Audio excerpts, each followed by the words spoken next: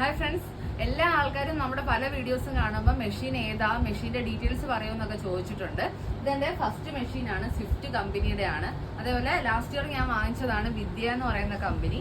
സ്വിഫ്റ്റിനകത്ത് നമുക്ക് embroidery work മാത്രമേ ഉള്ളൂ. ഇതിനകത്ത് വലിയ ഫ്രെയിമും അതേപോലെ തന്നെ കുഞ്ഞു ഫ്രെയിംസും ഒക്കെ ഉണ്ട്. ഇതേപോലത്തെ നമുക്ക് ചെറിയ വർക്ക്സും അതേപോലെ സ്റ്റിച്ചഡ് ആയിട്ടുള്ളതിനൊക്കെ ചെയ്യാനാണ് നമ്മൾ ചെറിയ ഫ്രെയിം യൂസ് ചെയ്യുന്നത്.